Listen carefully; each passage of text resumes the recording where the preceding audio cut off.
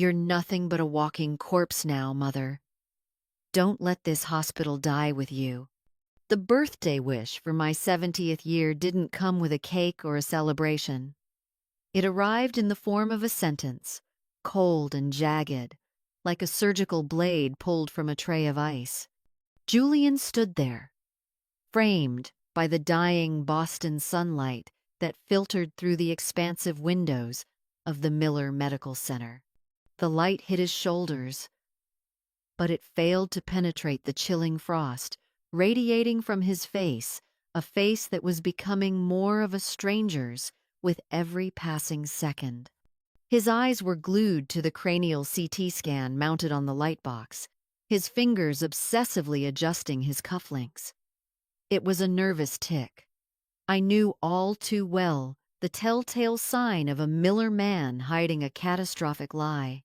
Beside him was Sienna, my daughter-in-law, the anesthesiologist who had long ago traded her Hippocratic oath for a collection of blood-stained diamonds.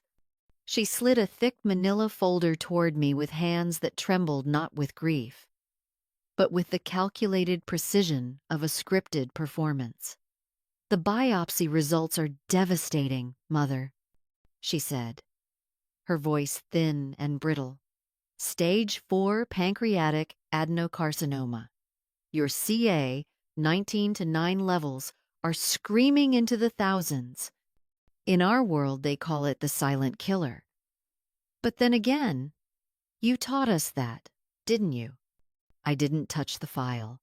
My hands remained steady on the mahogany desk, a stark contrast to the storm brewing in my chest. Instead of reading their forged papers, I read them. I watched the shallow, rapid rise of Julian's chest. I saw the microspasms in his jawline. As a diagnostic expert who had spent 40 years peeling back the biological veils of thousands, these physiological betrayals were louder than any written report. My own son was lying to me, and the air in the room was thick with the suffocating stench of a coup. "Face the reality, Mother. The clock has run out." Julian stepped into my personal space, his voice dropping into a low, predatory growl. He was no longer a son. He was a vulture, waiting for the pulse to stop. "Sign the administrative transfer for the Miller Foundation. We'll get you to Switzerland. Don't let this empire be buried alongside your rotting body."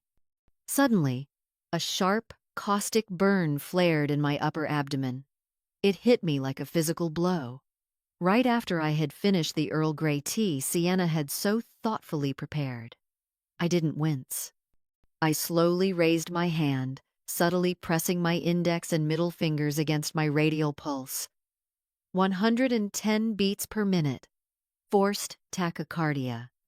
It was a biological impossibility for a terminal pancreatic patient in my alleged condition to have a heart racing with such artificial intensity. My eyes flickered toward the cranial CT scan they were using as their metastasis evidence. I saw the opacity in the frontal lobe. To a general practitioner, it was a death-dealing tumor, but to my eyes sharpened by decades of imaging mastery, it was a clumsy manipulation of the reconstruction algorithm, a digital ghost, a malignant illusion. I feel quite lightheaded. I wheezed, intentionally fracturing my voice to match the frail image they wanted to see. I need 1 night to think, to say my goodbyes to this office." Sienna's hand was on my shoulder instantly, her touch cold as a cadaver. "We're only doing this because we love you, Mother. The sooner you sign, the sooner you can find peace."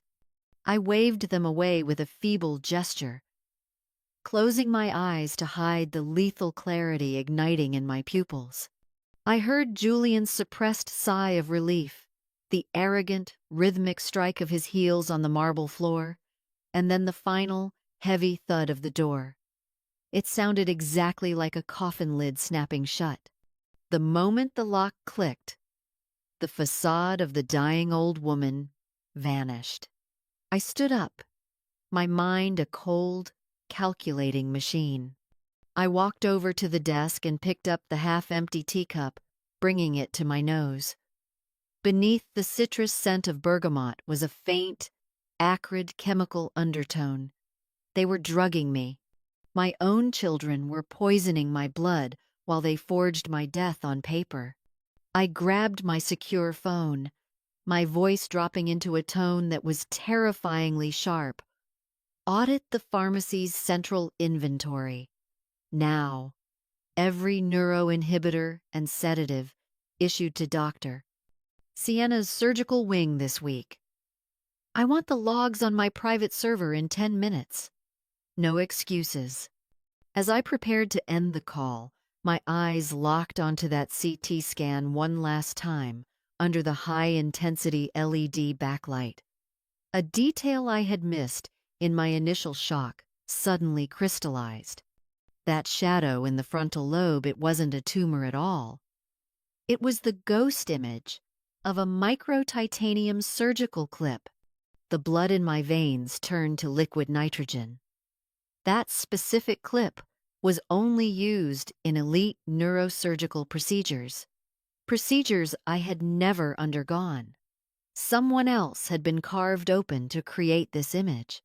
Someone else's tragedy was being used as the template for my execution. This game is filthier than I ever imagined. I whispered into the darkening room. My son hadn't just written my death sentence. He had signed it in the blood of another innocent soul, under the lens of a microscope. The truth never wears a rose-colored tint. But lies? Lies are always meticulously stained with expensive reagents.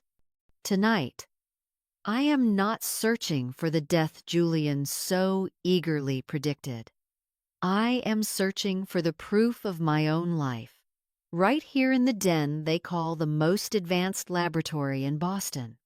If they want to use medicine to execute me, I will use my own mastery to unmask their treachery. 2 a.m. The corridors of Miller Medical Center are hauntingly silent, vibrating with a monochromatic hum from the ventilation system. I walk through the halls I've paced for 4 decades, but tonight, my heels have been replaced by soft-soled shoes to erase every sound of my existence. The burning in my epigastrium remains a dull, corrosive reminder of that toxic tea, but my mind is unnervingly sharp. It is the cold, crystalline lucidity of a predator that has been cornered and left with no choice but to bite back. My keycard still works. A soft, clinical beep echoes, and the lab door swings open, releasing a draft of dry, chilled air and the pungent, chemical scent of formalin. I head straight for the digital pathology scanners, my eyes searching for the specific sample labeled AD70. The pancreatic biopsy Sienna personally harvested from my body last week. Her hands had been so tender then. I realize now they were merely the hands of a butcher weighing the meat. I slide the glass slide into the tray. A beam of intense blue light pierces the thin glass, and the cellular landscape immediately floods the 4K monitor. My heart beats with a steady, surgical rhythm. If this were truly terminal pancreatic adenocarcinoma, as Julian's forged report claimed, the screen before me should be a battlefield of utter chaos. I should see monstrous cells, enlarged and distorted nuclei, and an aggressive invasion shattering the basement membrane like a pack of hungry demons. But as I stare at the screen, I find only an eerie, deafening silence. The cells are too organized. They divide with a rhythmic regularity that mocks Julian's diagnosis. They lack pleomorphism, the essential chaotic hallmark of malignancy. I adjust the magnification, focusing on the staining technique. Typically, an H&E stain produces purple nuclei and pink cytoplasm. But here, the purple has an unnatural hue, leaning toward a synthetic cobalt blue at the edges of the cell membranes. I let out a faint, bitter smile that tastes like ash. Julian, my own son, you were too reckless in your greed. He had taken a benign specimen, perhaps a simple fibroadenoma, and soaked it in a specialized chemical dye to make the nuclei appear darker, more ominous, more deadly to a doctor who only had time for a cursory glance. He wanted to turn a harmless lump into a death sentence, written in black and white. He didn't just want my hospital. He wanted to bury me alive under a mountain of falsified science. Suddenly, a rhythmic click-clack of heels echoes in the hallway. A flashlight beam sweeps across the frosted glass of the door, cutting through my thoughts like a blade. I instantly kill the monitor, plunging the room into a heavy, suffocating darkness, and retreat behind the chemical cabinets. My heart pounds, not out of fear, but from a searing, molten rage. Is someone there? Sienna's voice is sharp, dripping with a suspicion that borders on paranoia.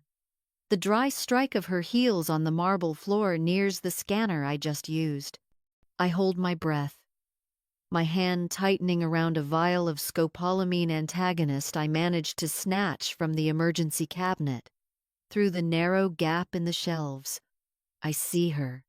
The light from her phone illuminates her meticulously made-up face, turning her into a beautiful, ruthless ghost. She brushes her hand against the slide tray. It's still warm from the LED light. I see her eyes narrow, the predatory instinct of a traitor sensing a leak. Adeline, you aren't in your room, she whispers to the empty air. There isn't a shred of concern in her tone, only the chilling frustration of a hunter who has realized the prey is no longer in the trap. She speed dials a number. Julian, wake up. Your corpse is crawling out of bed.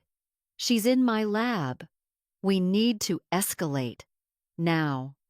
I stand frozen in the shadows, my back pressed against the cold, unforgiving wall. The vial in my hand feels like it weighs 1,000 tons. They don't just want me to die of a fake cancer. They want to erase my intellect, my memories, and my very soul before I can expose their crimes. This is no longer a medical diagnosis. This is an all-out war of attrition. I stare at the back of Sienna's head as she exits, feeling a cold resolve settle into my bones. The surgery to save my life hasn't even begun.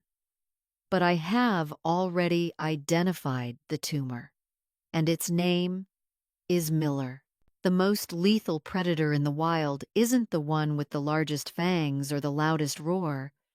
It is the one who can play dead with such absolute perfection that the enemy feels safe enough to turn their back. Julian and Sienna want me to be their walking corpse? Fine. I will give them a performance that would make the finest stage actors weep with envy. Beneath this mask of chemical-induced stupor, my brain is performing a radical, unyielding surgery not on a patient, but on the layers of my own children's blackened hearts.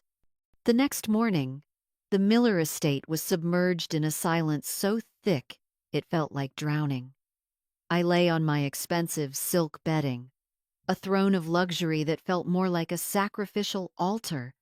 I had intentionally chosen a pale, slate-gray nightgown to emphasize the deathly pallor of my skin. This wasn't natural. It was the result of low-dose antihypertensive patches I had secretly applied to the soles of my feet at midnight. My blood pressure was bottoming out. my complexion sallow. I looked like a lamp flickering with its last drop of oil. It was an image convincing enough to deceive anyone, unless they possessed the veteran eye of a woman who had spent 40 years in the ER. The door creaked open. Sienna entered, the tray of medications in her hands rattling like a collection of shackles. She glanced at the packed suitcases in the corner, the remains of my life, boxed up for a journey I was never meant to return from.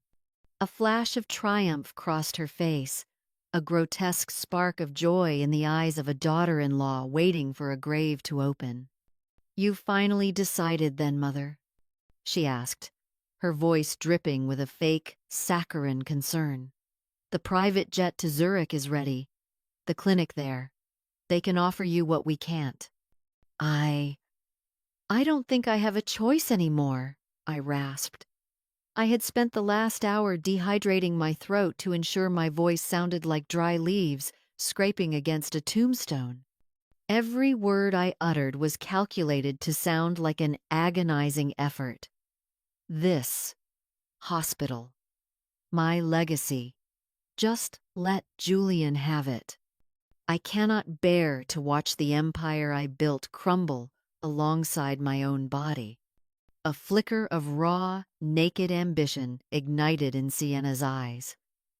She set the tray down with a clinical finality and drew a syringe. The clear liquid inside shimmered under the morning light, a beautiful, shimmering poison.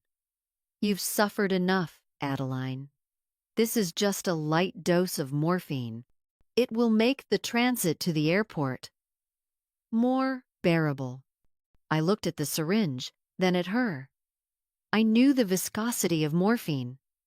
And this wasn't it. It was a cocktail of midazolam and scopolamine, the devil's breath. It wasn't meant to kill the body. It was meant to kill the mind. It was a chemical eraser, designed to wipe my memories and turn me into a vacant, drooling puppet, ready to sign whatever papers they put in front of me. "Thank you, Sienna.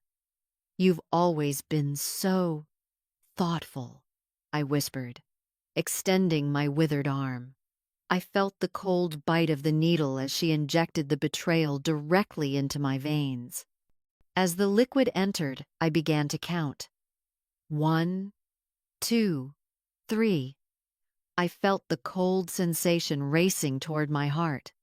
The moment Sienna turned her back to dispose of the needle, my hand moved with a speed that defied my feigned fragility. I reached under the mahogany bed frame, where I had taped a preloaded syringe of flumazenil, the direct antagonist. I plunged it through my thigh bandages, feeling the sharp sting of the antidote. In my bloodstream, a silent, invisible war erupted. The chemical warriors of the antidote fought to keep my neurons firing, while Sienna's toxins tried to drown my consciousness in darkness. I forced my facial muscles to go slack. I let my jaw drop slightly, my gaze becoming vacant and unfocused. Julian entered a moment later, looking down at the corpse of his mother with a satisfaction so sickening it made my skin crawl. "Did she sign?" he asked. There wasn't even a shred of the respect he had feigned yesterday. He spoke as if I were already a piece of discarded medical waste. I nodded slowly, my hand trembling half from the drugs, half from the sheer effort not to wrap my fingers around his throat. I took the fountain pen. As I signed the power of attorney, I intentionally drew the letter A in Adeline, with a subtle, jagged, extra stroke underneath a secret distress signal I had established with my lawyer years ago for situations of legal duress. "Good. It's done then." Julian snapped the folder shut. The sound of the heavy paper hitting the leather was as dry and final as a coffin lid being hammered into place. "Sienna, get her to the car. We don't want to miss our flight to paradise." They led me out of my own home, like a piece of discarded furniture. As we passed the grand mirror in the foyer, I caught a glimpse of my reflection. A pathetic, broken old woman, flanked by her two loving caretakers. But deep within those hazy, half-closed pupils, the edge of a surgical blade was still sharp, glinting in the dark, waiting for the perfect moment to strike. The SUV rolled out of the estate gates, the gravel crunching under the tires. In the heavy, pressurized silence of the car, Sienna suddenly peered into the rearview mirror. Her eyes narrowed. She reached over the seat, her fingers gripping my wrist with a predatory tightness to check my pulse. "Julian, stop the car," she hissed, her face contorting into a mask of pure panic. "Her pulse isn't slowing down." I injected enough to sedate a horse, but her heart rate is perfectly stable. It's too regular. Something is wrong." The silent play was shattered. Before I could even react, the cold, heavy steel of a handgun from Julian's hand pressed hard against my ribs, the barrel digging into the silk of my robe. "Mother." Julian's voice was no longer a son's. It was a low, guttural growl that sounded like it came from the depths of hell. "How long were you planning to play doctor with us?" I didn't open my eyes. I didn't flinch. I felt the barrel against my side, and in the silence of my soul, I gave him my answer. "The game has only just begun, my son, and unlike you, I never lose a patient I intend to save. You're going to die anyway, Mother. Just let this money secure my future." Those weren't the words of a son seeing his mother off to the gates of eternity. They were the guttural snarls of a vulture circling a prey that hadn't even finished drawing its last ragged breath. In that moment, Julian didn't just strip away his mask of filial piety, he incinerated it. Amidst the howling Boston blizzard, his heart seemed colder, more brittle than the jagged ice floes choking the Charles River. But he forgot one fundamental truth. A master surgeon always keeps the coolest head in the room, especially when standing before a tumor that has gone necrotic. The black SUV didn't head for Logan Airport as they had promised. Instead, it screeched to a halt in front of a secluded, fortress-like villa in the deep suburbs. This was a private care facility, a euphemism for a gilded cage of glass and reinforced steel, designed for the ultra-wealthy who needed to disappear from the world before their wills were read. Sienna led me inside, her hands gripping my elbows with the crushing force of a vice. I maintained my walking corpse facade, gaze vacant, eyes fixed on a point in infinity, letting them dump me into a heavy leather armchair. Inside my skull, a violent storm was raging. The nausea from the chemical clash between their sedatives and my hidden antagonists made my temples throb with a rhythmic, stabbing pain. Julian didn't even bother to remove his overcoat. He brought the freezing outdoor air right into my face, a physical manifestation of his coldness. He reached into a leather briefcase, pulled out a stack of documents thick enough to be a tombstone, and slammed them onto the glass coffee table. Crack! The sound tore through the haunting silence of the room like a bone snapping. "Look at this, Mother," Julian said. His voice was steady now, devoid of the pathetic trembling he'd exhibited back at the office. He had crossed the threshold into absolute, unadulterated cruelty. "This is the contract to transfer the entire Miller medical system to the Blackstone Group. Do you have any idea what they're offering? 3 times the current market value. They're buying your legacy, and they're paying in blood. I looked up at him, my lips twitching in a feigned, helpless speechlessness. But my eyes were recording everything. I watched the way he gripped his pen, the frantic way he licked his lips, the unmistakable physiological markers of a man consumed by an uncontrollable thirst for gold. Do you know why they're paying a premium? Julian laughed, a distorted, jagged sound that echoed off the glass walls. Because they don't want the hospital, Mother. They want the dirt. They're going to level Miller Medical to build luxury high-rises. Your life's work, sandpelled for real estate. And this money, it's enough for Sienna and me to live like royalty for 3 generations. I'll never have to touch a damn scalpel again. A shiver that had nothing to do with the cold ran down my spine. He was ready to sell the sanctuary where thousands had been saved, all for the sake of soulless digits in an offshore account. Sienna leaned in close, the cloying, suffocating scent of her expensive perfume filling my nostrils. It was nauseating. She whispered into my ear, her tone as sweet and thick as poisoned honey. Mother, let's be clinical. Stage 4 pancreatic cancer is an irreversible death sentence. You have weeks, maybe 2 months, of agonizing bone-deep pain left. If you sign this, we promise you the best palliative care in the world.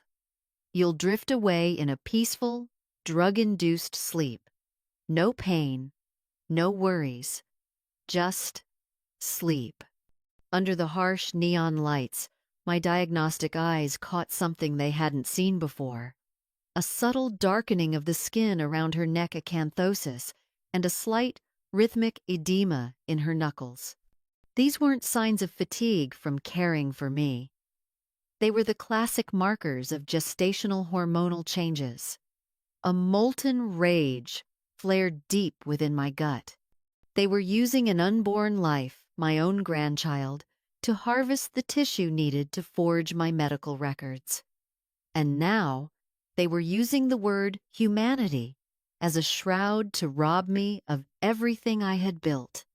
You're going to die anyway, Julian repeated, his voice echoing hollowly in the sterile room. Let the money secure my future. Don't let it rot in the ground with your corpse. He shoved a heavy fountain pen into my hand. I took it with a grip that I made sure was dramatically, pathetically unsteady. I looked down at the contract, my eyes scanning the fine print with the speed of a computer. On the final page, under the Blackstone Board of Directors, I saw a name that made my blood turn to ice. It was a man I had personally fired for a catastrophic ethical violation a decade ago.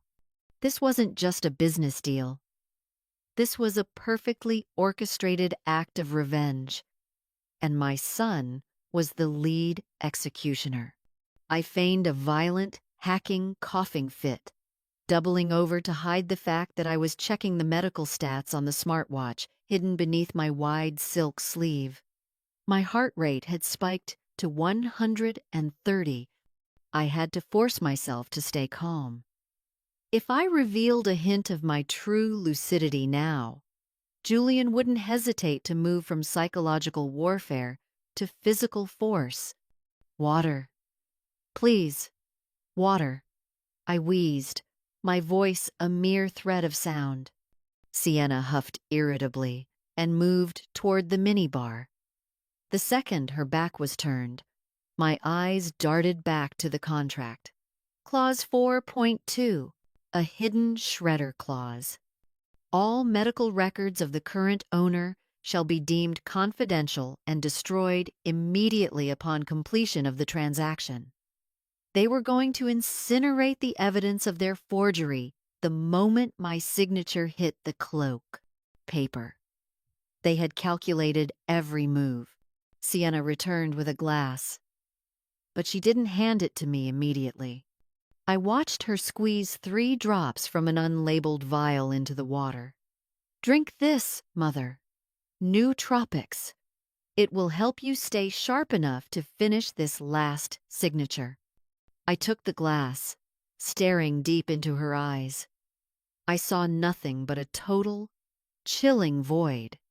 No humanity, no medical ethics, just the cold vacuum where a soul should have been.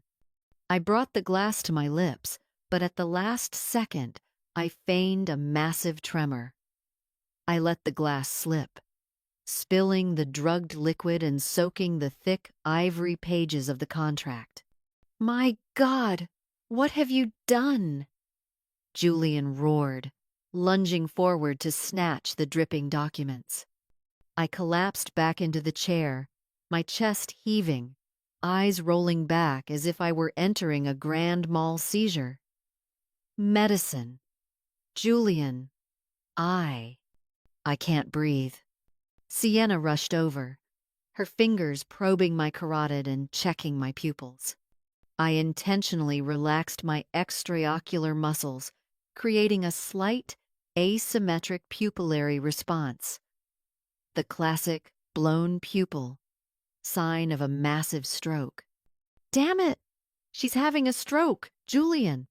Sienna shrieked, her voice cracking with panic. "If she dies now, before the ink is dry, Blackstone walks away. We lose the payout." Julian looked at me, and for the first time, I saw his true face. It was filled with pure, unadulterated hatred. He didn't care about my life. He was mourning the loss of his blood-stained treasure. "Use the stimulants. Epinephrine. Get her back," Julian barked. "I don't care if it burns out her heart. She has to be conscious enough to sign. I don't care how long she lasts after that, but she must sign." In the darkness of my charade, I heard the clinical click of a syringe being prepared. I heard the ragged, animalistic breathing of my 2 children, now fully possessed by their demons. I knew I had just cornered myself into a genuine life and death struggle. Sienna didn't even prep the skin. She plunged the epinephrine needle through my robe and into my arm. The stinging heat of the chemical surge sent my heart rate skyrocketing like a missile. Through the haze of the drug, I heard Sienna's final, lethal whisper to Julian. "Let her sign. And then I'll give her the final dose. We'll report she died from cancer complications right after fulfilling her last wish to sell the hospital. No one will ever suspect a thing."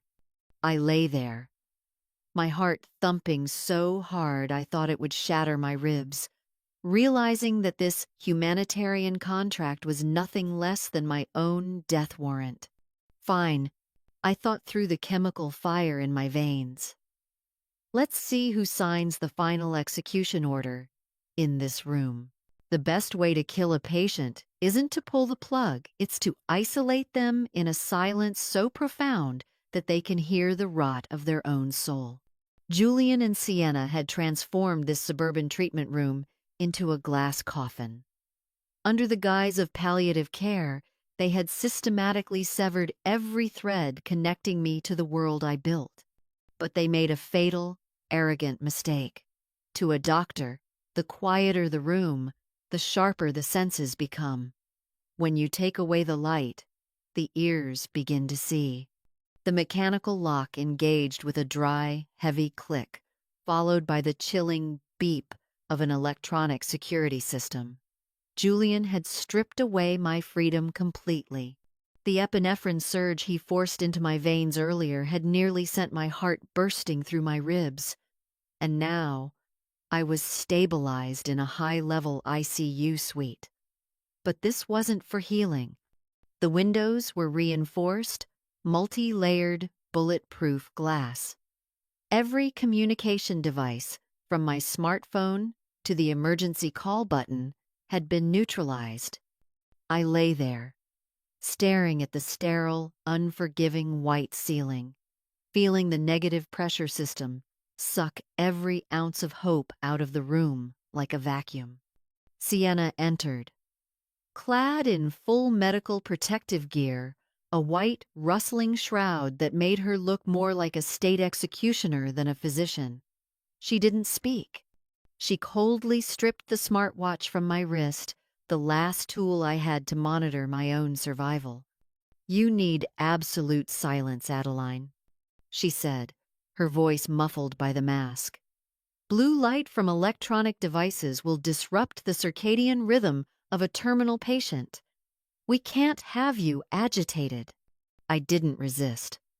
I looked at her with eyes I made sure were dull and glazed, letting her strip away my connection to the modern world.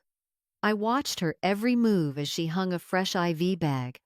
The label had been torn off, a clear violation of every safety protocol. But as she squeezed the drip chamber, my clinical mind took over. The viscosity of the liquid was wrong. It was too thick, too oily for simple glucose. It was a high-dose sedative cocktail propofol or midazolam. They wanted to keep me in a twilight state, a conscious coma, until Blackstone finalized the legal slaughter of my hospital. "I'll be in the next room," Sienna said, her smile vanishing behind her surgical mask, leaving only the cold glint in her eyes. "If there's an event, I'll be the first to resuscitate you, or perhaps the last one to sign your autopsy report." The door closed, leaving me alone with the rhythmic, hypnotic tick-tock of the IV drip. 1 drop, 2 drops, 15 drops per minute. A rate precisely calculated to suppress my central nervous system without stopping my breathing yet. I sat up, my breath heavy and shallow. I began to scan every inch of my prison with the cold, diagnostic eye of a surgeon. The power outlet behind the bed showed microscopic scratches, signs of recent tampering. And then I saw it. A pinhole camera hidden in the smoke detector, its unblinking eye aimed directly at my bed. 24/7 surveillance.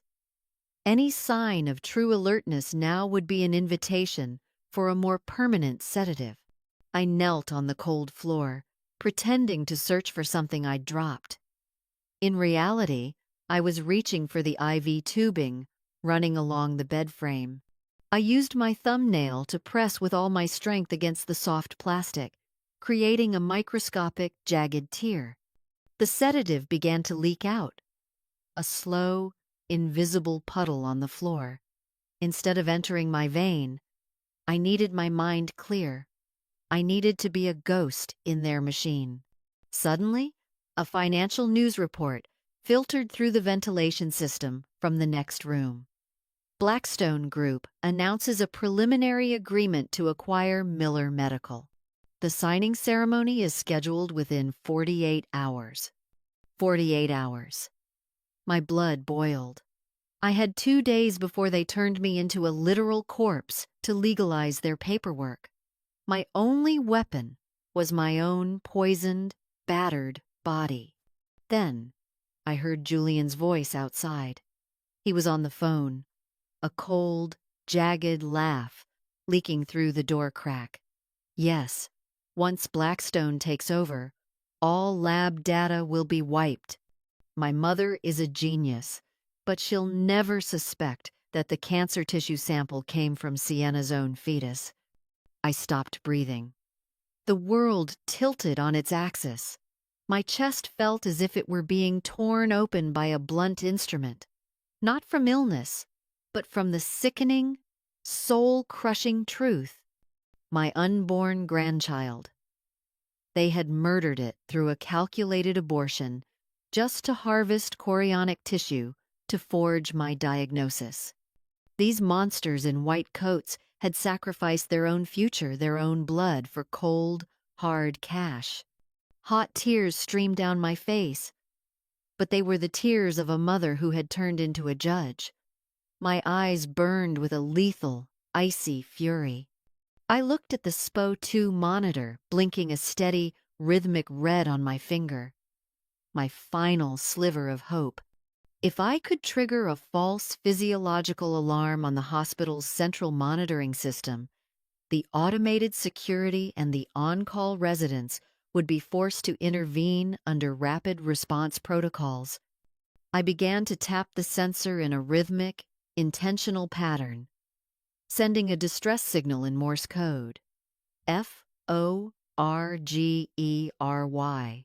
Each tap was a desperate heartbeat transmitted through the hospital's central server. I prayed that a technician at the monitoring station, someone whose soul hadn't been bought by Blackstone, would notice the erratic, rhythmic fluctuation in my oxygen saturation levels. It wasn't a medical glitch. It was a cry for justice from the heart of a grave. But before I could finish the last letter, the door burst open. Sienna stepped in, her face pale, her hands gripping a frequency detector that was screaming with a high-pitched electronic whine. "Adeline, what exactly are you doing with that monitor?" She lunged forward, her fingers like talons as she ripped the device from my hand. The game of hide-and-seek was over. The silence was gone. I was officially backed into a corner, and the executioner was standing right over me. Numbers don't lie. Only the ones holding the test results know how to manipulate the truth. Sienna thought that by seizing my oxygen monitor, she had effectively blinded me, turning my own hospital into a sensory deprivation chamber. But she made a fatal mistake. She forgot that this isolated room was once the original Miller family clinic. Beneath these ancient, cracked floor tiles lay a treasure trove of medical history they hadn't yet dared to clear away. Tonight, I will use the very blood they are systematically poisoning to write the indictment of their betrayal. After Sienna ripped away my monitoring equipment, I lay perfectly still, a statue of forced compliance. I let my breathing become shallow and rhythmic, pretending to have finally surrendered to the darkness they were weaving around me. Through the thin, clinical walls, I could hear them whispering in the hallway like grave robbers discussing the necessity of increasing my sedative dosage to ensure a peaceful transition. They thought I was exhausted, a fading candle in a storm. But in reality, the microscopic tear I made in the IV tubing earlier had saved me. With the toxins leaking onto the floor rather than surging through my veins, my lucidity had returned cold, sharp, and terrifyingly precise. I waited until the heavy, rhythmic thud of the night guard's footsteps faded into the distance before I dared to move. My body protested, every joint screaming from the chemical warfare inside me. The sting from the afternoon's forced injection still throbbed like a second heartbeat. But the primal will to survive overrode the physical agony. I rolled off the bed and knelt on the cold stone floor, the chill seeping into my bones. Using the jagged edge of a stainless steel spoon I had hidden under my pillow, I began to pry up a loose tile beneath the shadow of an old, rusted medicine cabinet. There it was. A personal emergency kit I had stashed here years ago, a relic from a time when I still trusted the walls of this institution. Inside, a few rapid test kits and a handheld biochemical meter appeared in the gloom like holy relics. I took a deep breath, steadying my trembling hands, and pricked my finger with a lancet. A drop of bright, crimson blood welled up a tiny, ruby light in the dark. I stared at it with a bitter, soul-crushing sorrow. This blood had once nourished Julian in my womb. Now, it was the only weapon left to expose the monster he had become. I carefully dropped the blood onto a pancreatic enzyme test strip. According to every biochemical law I had taught for decades, If I truly had terminal, obstructive pancreatic cancer, my ducts would be a disaster zone. My amylase levels should be skyrocketing, screaming past the thousands. The 3 minutes of waiting felt like a slow walk to the gallows. My heart hammered against my ribs, a frantic bird in a cage. Finally, the digital screen flickered to life, casting a ghostly green glow on my face. 85 UL. I froze. The breath left my lungs in a sharp hiss. 85 UL. It was perfectly normal, ideal. The markers of a healthy, functioning pancreas. A cold, visceral shiver raced down my spine, more chilling than the stone floor. There was no tumor. There were no metastases. The hospital reports, the soaring charts Julian had shown me, with tears in his eyes. Every single one was a fabricated performance, a masterpiece of digital forgery. They weren't just lying to me. They were deceiving the board, the legal system, and the entire medical community to turn a living woman into a terminal patient on paper. But what about the symptoms? The agonizing burning in my thurungvi, epigastrium, the racing heart that made me feel like I was constantly on the verge of a heart attack? I picked up the vial of the antagonist Sienna had left behind, squinting at the fine print under the dim, filtered moonlight. Another sickening truth emerged from the shadows. They were combining a forged record with actual, systematic poisoning. These weren't cancer pains. They were the symptoms of acute, chemically induced gastritis. They had been surreptitiously mixing high-dose corticosteroids into my tea every single day. They were creating real clinical suffering to validate a fake file. It was a plan so ruthless, so meticulously calculated. It was revolting. I slumped against the cabinet, gripping the meter until my knuckles turned white. Julian, you learned everything I taught you far too well, I whispered into the dark. But you used that knowledge to blacken your own soul. Suddenly, the desk phone in Sienna's station rang, the sound jarring in the silence. Through the wall, her voice filtered through crystal clear and devoid of any emotion. Yes, Blackstone representative. Professor Adeline's medical records have been fully synchronized. Her amylase levels are currently at a red alert stage. Yes, she's unlikely to survive the week. We are prepared for the final transition. She was lying through her teeth, selling my life for forged statistics and corporate favor. I looked at the dried blood on my finger, a crimson mark of my resolve. I couldn't wait for them to deliver the final transition. Normal amylase meant I still had a body capable of fighting back. I needed to get that 85 UL figure out of this tomb. My eyes locked onto the dripping IV bag, the rhythmic thump-thump of the fluid.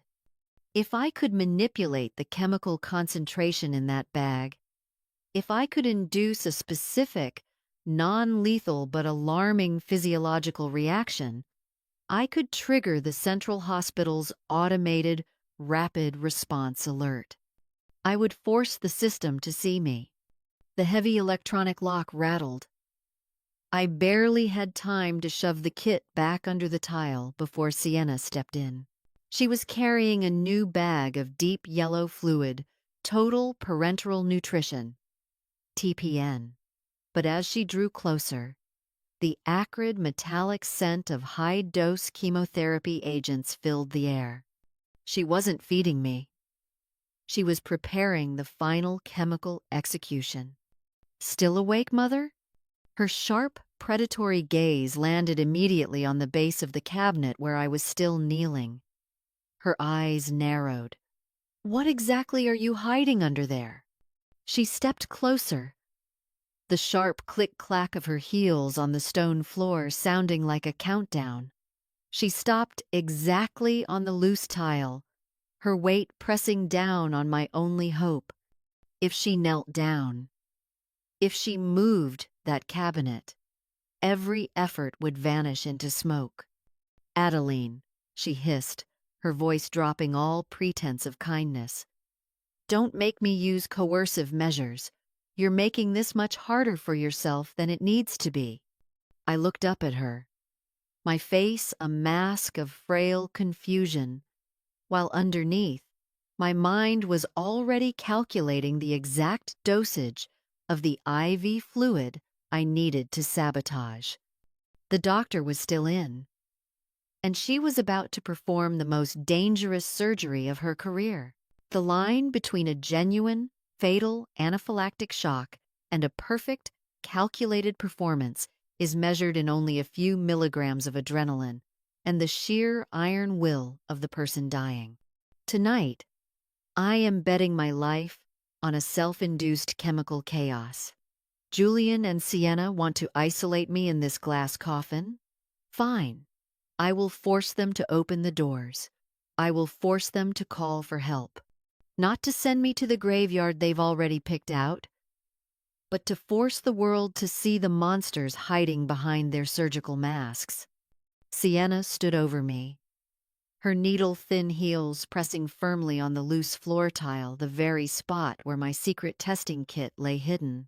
Her gaze was reptilian, unblinking, monitoring my every breath for a sign of betrayal. One more second, if she knelt down to investigate the uneven floor, every ounce of my effort would vanish into smoke. I would be silenced forever before the sun rose. I had no time for hesitation. My life was now a game of seconds. Beneath the thin, clinical blanket, my hand gripped the IV bag I had sabotaged. Earlier, I had surreptitiously spiked it with a massive, concentrated dose of potassium chloride.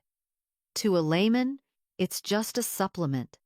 To a doctor, it is a lethal injection if delivered incorrectly.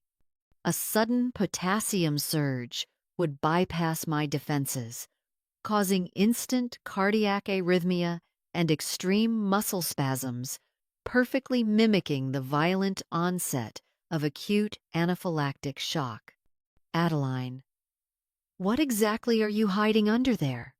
Sienna hissed, her body beginning to crouch. I didn't answer with words. I pushed the dose into my vein through the loosened catheter. The effect was instantaneous and terrifying.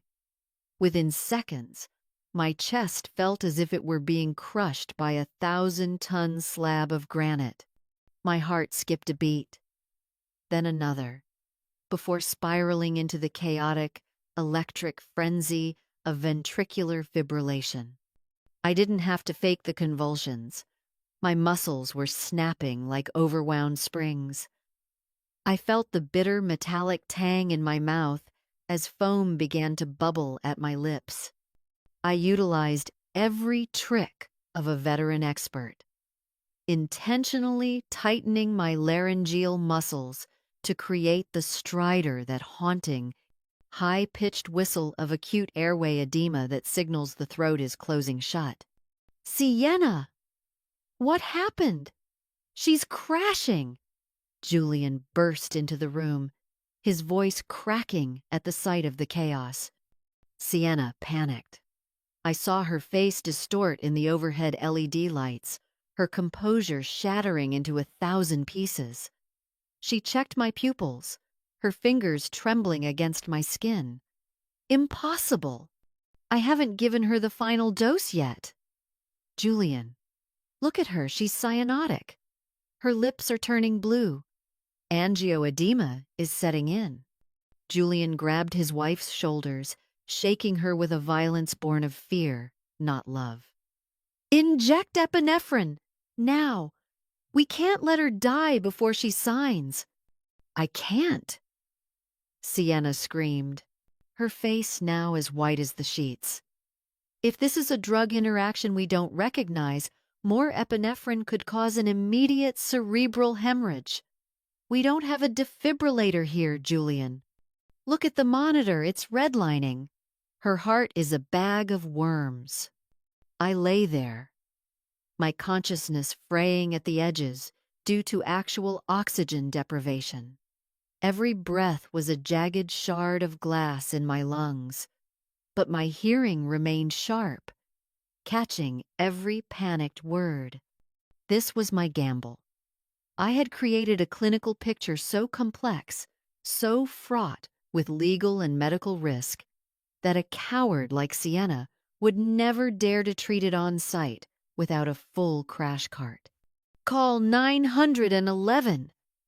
Julian roared, his ambition finally colliding with the fear of a murder charge. Our private transport team? The Blackstone doctors? No.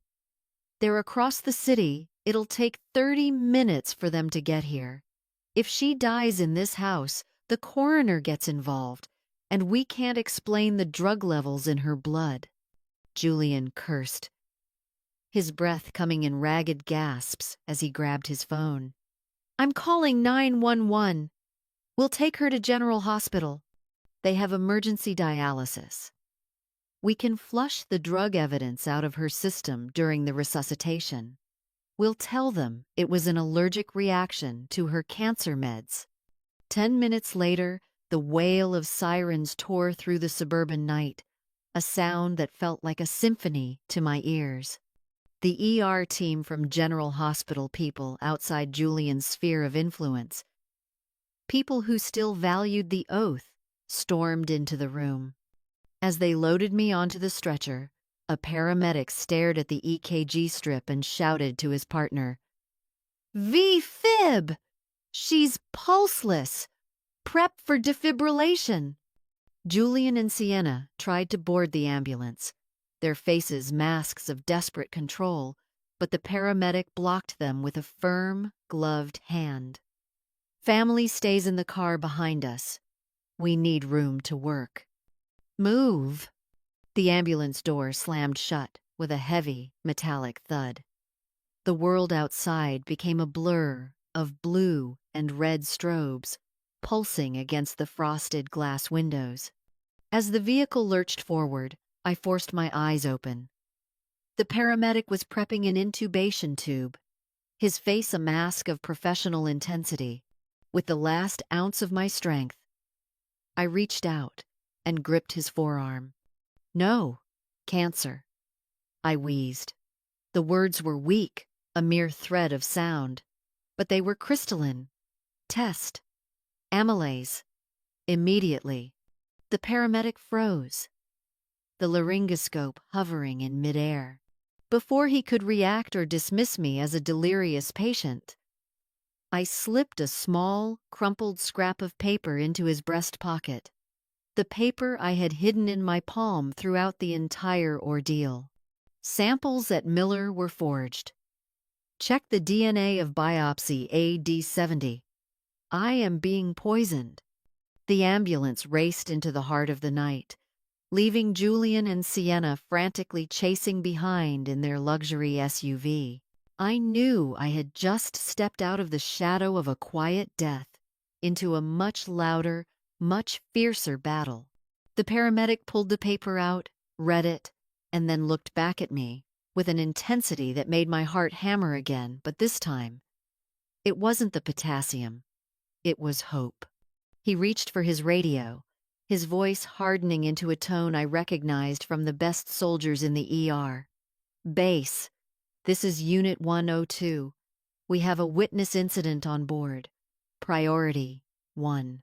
Request immediate police presence and a total lockdown of the ER entrance upon our arrival.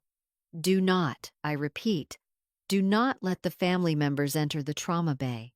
Was he my savior?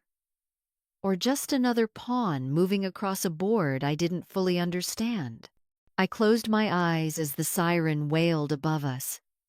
A lone woman clinging to a flickering, fragile hope in a world of white coats and black hearts. A single speck of dust can ruin a major surgery, and a single overlooked detail can topple an entire empire built on a foundation of lies. Julian and Sienna had calculated everything. They intended to escort me straight from the ambulance back to a private operating room for the final step. To dispose of me through a surgery with no return. But they forgot one crucial, fatal thing. Boston General Hospital was hosting the International Congress of Pathology today. Instead of lying helpless on an operating table, I chose the lectern. Instead of a scalpel, I used the cold, unyielding light of a digital microscope to flay the skin off the treacherous kin standing before me. The auditorium was a sea of white coats and sharp minds, packed with the world's leading experts. The murmurs died down instantly as I appeared in a wheelchair, pushed by a bewildered orderly. I was still wrapped in stark white bandages. My skin pale, but my eyes burned with a terrifyingly lucid fire. Julian rushed forward, his face a distorted mask of panic, though he still tried to play the role of the devoted son for the flashing cameras of the reporters. "Mother, you're delirious from the shock. You've suffered a cardiac event," he shouted, his hands reaching for my wheelchair. "You need to go to the recovery room immediately." "Back off, Julian." I brushed his hand away with a strength that shocked him. My voice echoed through the high-fidelity speakers, sounding as cold and final as a judge's gavel striking a mahogany bench. "Colleagues, I am Adeline Miller. Today, I do not ask for your sympathy. I demand an open, cross-disciplinary consultation on my own medical records."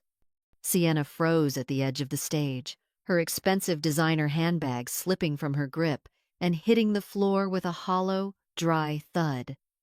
She knew then that the leash had snapped. Everything had spiraled out of her meticulous control. I signaled the technician to link the digital microscope system directly to the secure server of the Miller lab. Under the collective pressure of the world-renowned professors present, File AD 70, my death warrant, was forced onto the massive, high-definition screen. To the untrained eye, the images of pleomorphic, overlapping cell clusters looked deadly. A chaotic mess of biological destruction. "Look, Mother! You see it with your own eyes!" Julian screamed, his voice cracking with a desperate, frantic excitement. He was a man drowning, clawing at the very water that was killing him. "The cancer cells are right there. How much longer will you deny the inevitable?" I smiled a smile so cold it could have chilled the marrow in his bones. I reached for the controls of the digital interface, magnifying a specific section of the tissue sample to 400x. "Look closely here, everyone." I pointed to the tiny, distinct granules scattered like stardust within the cells. These are zymogen granules. As every first-year pathology student knows, they only exist in perfectly healthy, functioning pancreatic acinar cells. A tumor that has supposedly metastasized to the final stage would be a wasteland of undifferentiated tissue. It would never, under any circumstances, retain such pure, specialized structures. The hall fell deathly silent. A heavy, collective realization began to rise from the front row of experts. I didn't stop. I continued, my voice as sharp as a laser lock, stripping away layers of deception. The forger of this specimen was too hasty. They swapped my tissue for a healthy sample, and then overstained it with cobalt-based dyes to deceive those with lesser expertise, to make healthy look deadly, on a quick scan. Julian recoiled, his body bumping into the podium with a dull thud. His face turned an ashen, sickly gray. And the most sickening part, the part that defies any shred of medical ethics, is here. I adjusted the focus to the very periphery of the sample, where the cellular border met the slide. The presence of fetal chorionic cells. My pancreatic biopsy somehow contains the DNA of a life that was stolen just last week. I turned the wheelchair slowly to look directly at the trembling Sienna. "Dr. Sienna, you never wanted this child, did you? To you, it was never a life, never a human being. It was just raw material used to perfect a forged file. You cold-bloodedly timed your own abortion to coincide with the day you took my biopsy. This wasn't a medical mishap. It was a criminal sacrifice offered to Blackstone to prove my cancer was real." An explosion of sound erupted in the silence. The sound of an empire of lies shattering into a million jagged pieces. Jeers and looks of utter visceral disgust were hurled at the two figures on the stage. Sienna collapsed to the floor, sobbing into her hands. But they weren't tears of remorse. They were the tears of a cornered predator. Julian stood there like a hollow shell, his eyes blankly staring at the giant screen where his crimes were being flayed alive for the world to see. At that exact moment, the heavy doors at the back of the hall burst open as the police stormed in. Julian's face snapped. He suddenly burst into a maniacal, jagged laugh, pulling a concealed syringe from his lab coat and lunging at me with a terrifying, animalistic speed. "If I can't have Miller, then you won't live to enjoy it either." The gleaming needle, filled with a lethal cocktail I knew all too well, was only centimeters from my neck, cold, sharp, and filled with a son's final, murderous intent. A scalpel can excise a malignant tumor, but no instrument on earth can debride the rot within my son's soul. Julian stood before me, his face a distorted mask of desperation, clutching a syringe like a cornered butcher. He intended to use a lethal dose of potassium chloride, the same chemical used in judicial executions, to end my life right here in this auditorium, in front of hundreds of witnesses. But he forgot one fundamental lesson. I didn't just teach him how to hold a knife. I taught him that a true surgeon always has a backup plan for a failing operation. And for this family surgery, the time had come to amputate the necrotic parts to save the body. Julian's gleaming needle was mere millimeters from my carotid artery. I could feel the coldness of the steel radiating against my skin. The entire hall held its breath, a silence so heavy and pressurized that you could hear the frantic, uneven pounding of hearts. Security was rushing down the aisles. But they were too far. They were moving in slow motion compared to the twitching finger of a man who had lost his mind. Sienna remained slumped on the floor behind him, her eyes vacant and glazed like a porcelain doll with its strings severed. I didn't flinch. I didn't pull away. I looked directly into my son's bloodshot eyes. Eyes that used to look at me with wonder when he was a child, and kept my voice unnervingly calm. "Inject it, Julian. Do it now. If you truly think one more needle can hide the truth from the thousands of expert eyes watching you in this room, then you are even more delusional than you are cruel." Julian's arm froze mid-air. He began to tremble, a violent, systemic shaking that rattled the syringe in his hand. The arrogance of the genius surgeon was screaming in a death struggle against the primal cowardice of a criminal caught in the light. "Mother, you forced me," he roared, tears finally breaking and streaming down his face, leaving tracks through the sweat and grime. "You always demanded perfection. You turned me into a shadow of yourself. I needed the money to be free. I needed to escape the suffocating ghost of Miller Medical."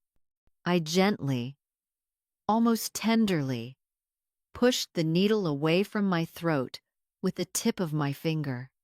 "I taught you to use a microscope to find the truth and save lives, Julian. Not to blacken your conscience with deceitful chemicals. You say you wanted to escape my shadow, yet you chose to crawl through the sewers to betray the woman who gave you life. You didn't want freedom. You wanted the crown without the soul." The Boston police had now closed in, their weapons drawn but held low. The lead inspector stepped forward, his face grim, but I raised my hand to signal him to stop. I wanted to finish this surgery on my own terms. I reached under the bandages on my thigh and pulled out a small digital recorder, the final weapon I had guarded like a holy relic throughout my captivity. "Julian, listen closely. Listen to the sound of your own heart." A static hiss filled the auditorium speakers, and then the voices of Julian and Sienna echoed through the hall, cold and haunting. "Just let her sign the Blackstone papers. After that, I'll give her the final dose. She's dying anyway, Julian. Let this money secure our future. She's just a walking corpse now." Every word echoed like a scalpel flaying away Julian's last layer of human pretense. He collapsed to his knees, the syringe slipping from his hand and shattering on the stone floor. The clear, lethal liquid pooled around him, a chemical cocktail he had prepared to execute his own mother. "The medical records of the man whose CT scan you stole have been recovered," I said, my voice echoing with a cold, judicial finality. "He died because you intentionally hid his critical files to use for your own forgery. You didn't just legally kill your mother. Julian, you are a common murderer who traded a patient's life for a corporate payout." The inspector stepped in, the metallic click of the handcuffs onto Julian's wrists sounding like the final beat of a tragic symphony. Sienna was led away moments later, her head bowed as the crowd erupted in jeers and visceral disgust. I sat back in the wheelchair, watching my son, my only son, being pushed through the heavy auditorium doors. My chest ached with a physical weight, but it wasn't from the stimulants or the fake cancer. It was the bone-deep pain of a mother who had just performed the ultimate amputation, cutting her own child out of her life to preserve the sanctity of Wyduk medical ethics. "Professor Adeline, you need immediate stabilization," an emergency physician urged, his hand on my shoulder. "No." I stood up from the wheelchair, ignoring the protest of my muscles and the gasps of the crowd. "I need to return to the lab. There is a specimen that must be disposed of according to the highest biohazard protocol. The tissue of the poor child, whose very existence was stolen by these two, before it could even begin." I walked through the wreckage of my family's betrayal. As I passed the evidence table, a notification flashed on Julian's confiscated phone. It was an encrypted message from an anonymous Blackstone contact. "Transaction aborted. Scrub all traces or face the consequences." They had retreated the very second the police sirens wailed, as cold and professional as sharks scenting blood in the water. Julian and Sienna were merely chipped scalpels in the hand of a much larger assassin. The true hand holding the blade had retreated back into the shadows of the Blackstone boardrooms, waiting for the next hunt. "Miller Medical will never belong to you," I whispered to the empty air, my hand gripping the stethoscope around my neck. I felt my own heart beating not with the frantic pace of drugs, but with a renewed, powerful, and defiant rhythm.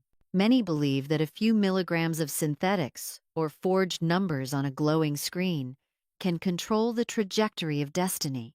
They measure, they calculate, and they pride themselves on mastering the life and death of others as if they were gods in white coats. But they forget one fundamental truth. Machines only measure speed, not endurance. A true physician's heart doesn't beat for the spikes on an EKG. It beats for the pride of living with integrity until the very last breath. The Boston sunrise reflected off the reinforced glass of the Miller Medical Center, its golden light dispersing the shadows that had suffocated me for a horrific week. I stood by my office window, watching the Charles River flow lazily toward the Atlantic. On my desk, there were no more forged CT scans, no more toxic tea, no more cancer reports stained with the ink of lies. In their place sat a real cup of Earl Grey, fragrant, pure, and absolutely devoid of the bitter aftertaste of conspiracy. The door opened with a soft, respectful click.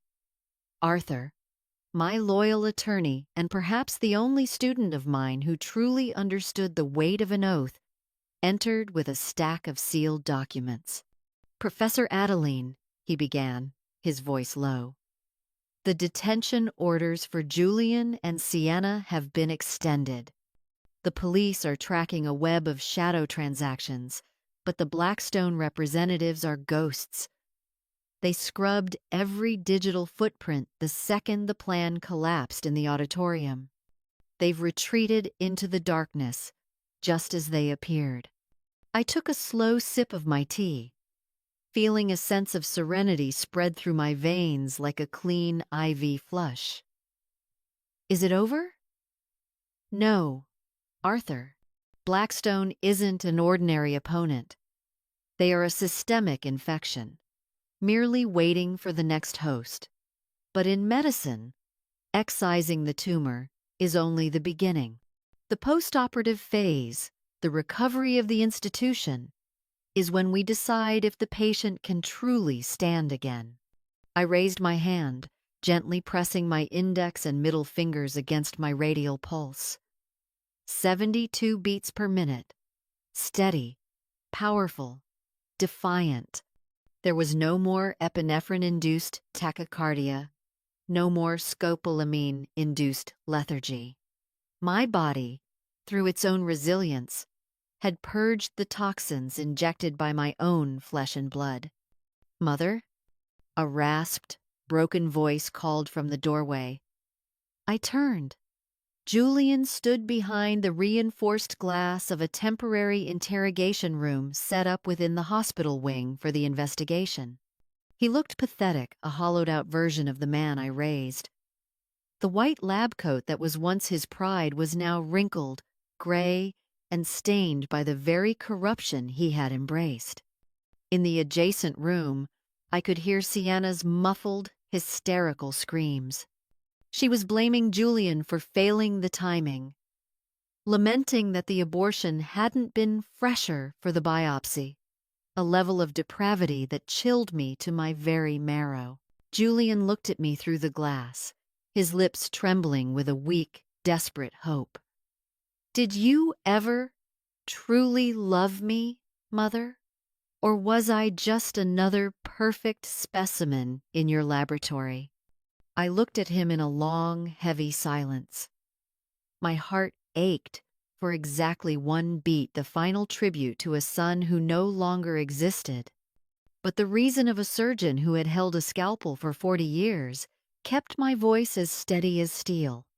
"Love does not mean condoning rot, Julian.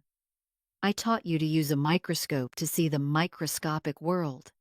Yet you and Sienna used your own unborn child as raw material to finalize my death sentence. That is no longer greed. It is the ultimate metastasis of the soul. My mistake wasn't demanding perfection from you. It was believing that the Miller bloodline could inherently resist the virus of evil. I turned my back on him. I didn't let him see a single tear. In my world, we don't cry over tissue that has already been amputated. As I walked down the main hallway, the sea of white coats parted. Doctors, nurses, and residents stood aside, bowing their heads in a silence that was loud with respect. The decisive click-clack of my heels on the marble floor erased the haunting echoes of the ambulance from that night. I stopped before the grand entrance, looking up at the sign, Miller Medical Center. A scalpel can remove a tumor, I whispered to the quiet air, but only the truth can heal the wound of betrayal. I took the stethoscope from around my neck and placed the cold diaphragm against my left chest. The rhythmic lub-dub sounded clear, pure, and resonant, a symphony of rebirth. This was the heartbeat of a woman who had walked through the valley of the shadow of death, armed only with her knowledge and her dignity. Schedule the pancreatic transplant for this afternoon, I told my new secretary, my voice projecting with newfound authority. And ensure every biopsy specimen in this building is cross-checked by 3 independent laboratories. At Miller, we will never allow deception to take root again. Not while I still breathe. I stepped into the locker room and donned a pristine, starch-white lab coat. I was no longer a walking corpse. I am Adeline Miller, the woman who just performed the most agonizing surgery of her life, cutting away her own kin to preserve the heartbeat of integrity.